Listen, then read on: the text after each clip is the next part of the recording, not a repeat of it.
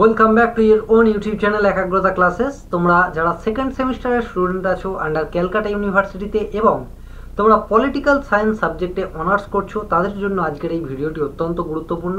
হ্যাঁ, যাদের political science সাবজেক্টটি minor হিসাবে এবং এমডিসি সাবজেক্ট হিসাবে আছে, তারাও আজকের এই ভিডিওটা দেখতে পারো, কেননা তোমাদেরও সিলেবাস সেম এবং এই প্রশ্নগুলির মধ্যে থেকেই তোমাদের প্রশ্ন হবে।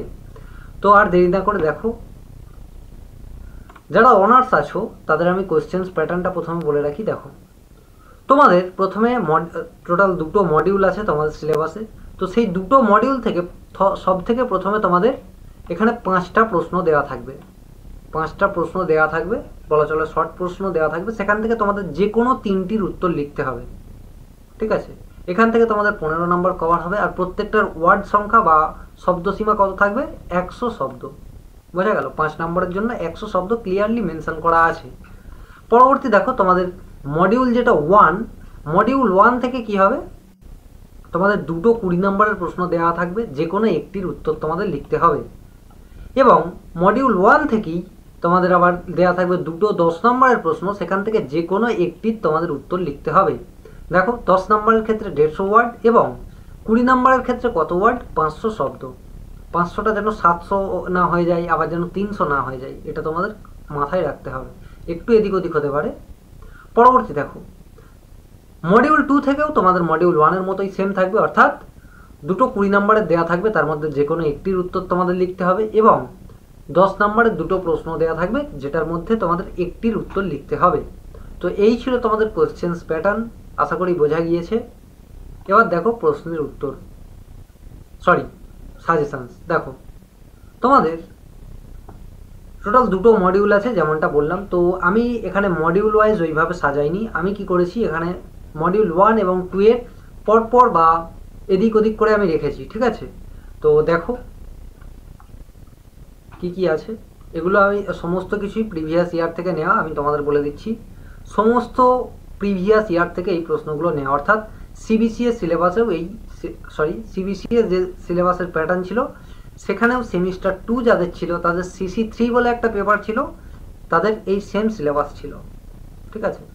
তো দেখো, তোমাদের 20 নম্বর ও 10 নম্বরের জন্য যে প্রশ্নটা সব থেকে বেশি গুরুত্বপূর্ণ, সেটা হচ্ছে কি, ভারতে কেন্দ্র ও রাজ্যের মধ্যে আইনগত বা এটাকে বলতে পারে প্রশাসনিক সম্পর্কটি আলোচনা করো। এটা 3টে টার্মে এসেছিল, অর্থাৎ 2019, 21 এবং 22, এই 3টে বছরে তোমাদের এই প্রশ্নটা এসছে এবং তোমাদের এবছরে আসার সম্ভাবনা অত্যন্ত প্রবল।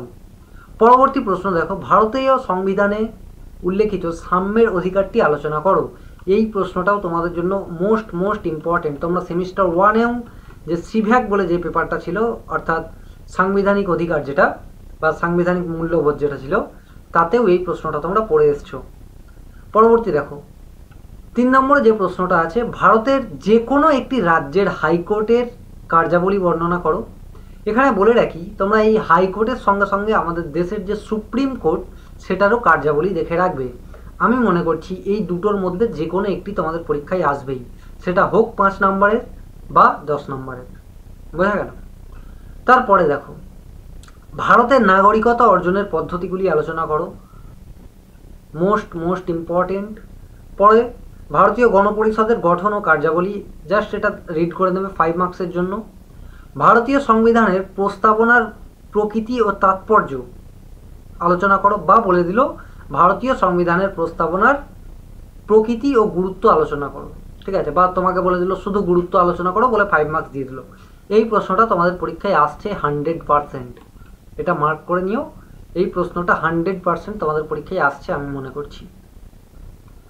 পরবর্তী দেখো,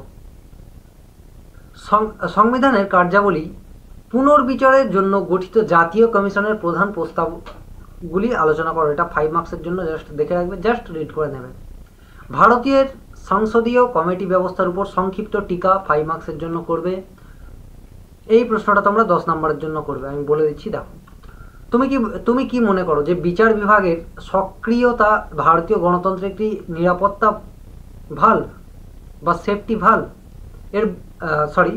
সেফটি ভালভের ভূমিকা পালন করে? উত্তরের সপক্ষে যুক্তি দাও। ঠিক আছে, এটা তোমাদের 10 মার্কসের জন্য অত্যন্ত গুরুত্বপূর্ণ। পরবর্তী আর 3টে প্রশ্ন এখানে মানে মোস্ট ইম্পর্টেন্ট আছে। ভারতের রাষ্ট্রপতির সঙ্গে প্রধানমন্ত্রীর সম্পর্ক অবশ্যই করে দেখবে। আর ভারতের রাষ্ট্রপতির জরুরি ক্ষমতা, এটাও একটু তোমরা দেখে রেখো।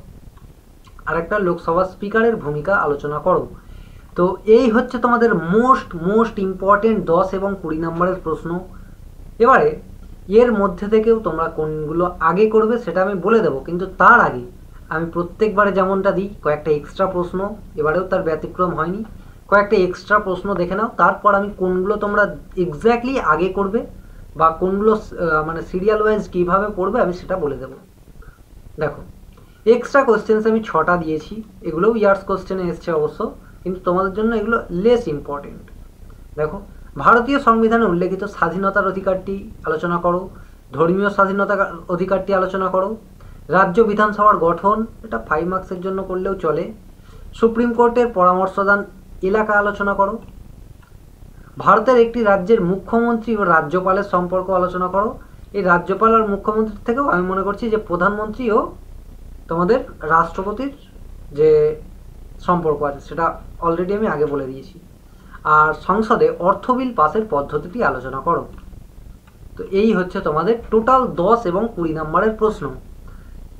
এবারে দেখো, আমি যেমনটা বললাম যে কোনগুলো আগে পড়বে কোনগুলো পরে পড়বে। দেখো, অন্য কালার দিয়ে দেখিয়ে দিচ্ছি। দেখো, তোমরা সব থেকে প্রথমে পড়বে এই 6 নম্বরের প্রশ্নটা, অর্থাৎ ভারতীয় সংবিধানের প্রস্তাবনার প্রকৃতি ও তাৎপর্য।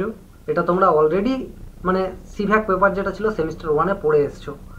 তারপরে পড়বে হচ্ছে তোমরা 1 নম্বরের প্রশ্নটা, তারপর পড়বে তোমরা হচ্ছে 2 নম্বর প্রশ্ন, তারপর পড়বে তোমরা হচ্ছে 4 নম্বরেরটা অর্থাৎ নাগরিকতা অর্জনের যে পদ্ধতি, তারপর তোমরা হাইকোর্ট সুপ্রিম কোর্টটা দেখে রাখবে, ঠিক আছে। তারপরে এখান থেকে রাষ্ট্রপতির জরুরি ক্ষমতা আর রাষ্ট্রপতি ও প্রধানমন্ত্রীর এই যে সম্পর্ক এটা দেখে রাখবে। দেন তোমরা এই সেফটি ভালভটা দেখে রাখবে। তারপর বাকি যেগুলো আছে করবে। তবে এটা বললো না যে দাদা তাহলে কি আমি পড়বো না বা এক্সট্রা কোশ্চেন্স দিয়েছেন এগুলো আমি ছেড়ে যাব, আমি কিন্তু তেমনটা মোটেও বলিনি। আমি বলেছি কি যেগুলো এখন আমি বললাম, অর্থাৎ যেগুলো আমি এই নতুন কালারটা দিয়ে মার্ক করলাম, ঠিক আছে, এগুলো তোমরা আগে করবে, তারপর বাকিগুলো করবে। বাকিগুলো ছেড়ে দেওয়ার জন্য আমি বলিনি, বাকিগুলো পরে করার কথা বলেছি। আগে এগুলো কমপ্লিট করবে, তারপর বাকিগুলো করবে।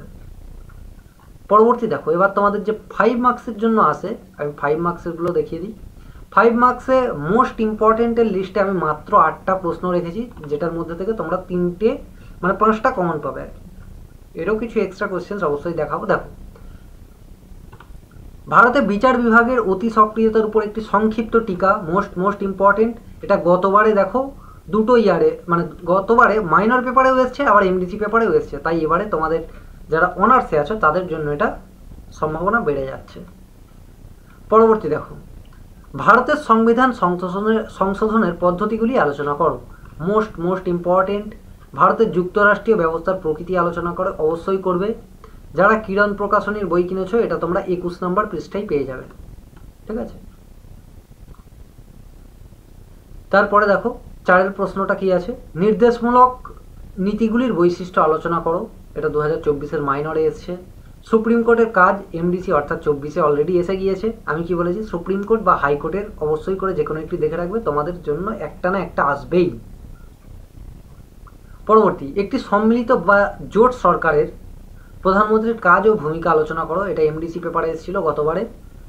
তারপরে ভারতের কেন্দ্র ও রাজ্যের আর্থিক সম্পর্কের মূল বিষয়গুলি আলোচনা করো। 2024-এর মাইনর পেপারে এসছে, আবার ওটাকেই ঘুরিয়ে এসছে এমডিসি পেপারে, কি অর্থনৈতিক সম্পর্কটি আলোচনা করো, ঠিক আছে।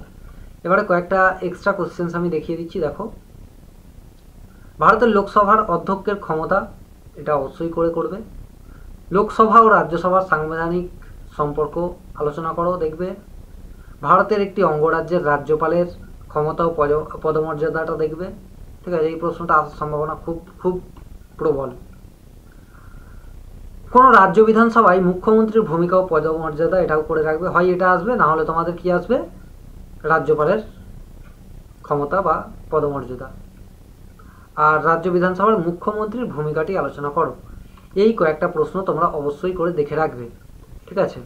তো আশা করি ভিডিওটি বোঝা গিয়েছে। এবারে প্রশ্ন হচ্ছে যে দাদা এই পিডিএফটা কোথায় পাবো বা এর উত্তরগুলো কোথায় পাবো? দেখো, উত্তরগুলো আমরা একমাত্র তাদেরই প্রোভাইড করব যারা শুধুমাত্র আমাদের চ্যানেল সাবস্ক্রাইব করেছে বা করে রেখেছে। আমাদের একটি হোয়াটসঅ্যাপ গ্রুপ আছে ঠিকই, কিন্তু সেখান থেকেও একটি সেপারেট গ্রুপ করে নেওয়া হয়েছে শুধুমাত্র সাবস্ক্রাইবারদের জন্য। অর্থাৎ যারা চ্যানেল সাবস্ক্রাইব করেছে তাদেরই শুধুমাত্র পিডিএফ প্রোভাইড করা হবে। বাকি যারা চ্যানেল সাবস্ক্রাইব করতে ইচ্ছুক নয় তারা অবশ্যই কী করবে, স্ক্রিনশট নাও, নিয়ে গুগল থেকে করবে কি কোথা থেকে করবে তোমাদের সেটা নিজস্ব ব্যাপার, ঠিক আছে? কিন্তু যারা চ্যানেল সাবস্ক্রাইব করে রেখেছো তাদের কোনো ধরনের চিন্তা নেই। যারা গ্রুপে জয়েন নেই অবশ্যই নিচে দেওয়া লিঙ্ক থেকে জয়েন হয়ে যাও, অথবা এখানে যে কোনো একটি নাম্বারে টেক্সট করো, তোমাকে PDF full PDF free of কস্টে প্রোভাইড করে দেওয়া হবে। এবং অবশ্যই করে জানাও তোমাদের আর কোন সাবজেক্টের নোটস আগে দরকার বা সাজেশান আগে দরকার, সেটা অবশ্যই কমেন্টে জানাও। আর তোমাদের পুজো কেমন কাটলো সেটাও অবশ্যই তোমরা কমেন্টে একটু জানাও। Thank you. আশা করি সমস্ত কিছু বোঝা গিয়েছে। যদি অন্যান্য কিছু হেল্প লাগে বা সমস্যা থাকে অবশ্যই সেটা কমেন্ট বক্সে জানাবে। Thank you.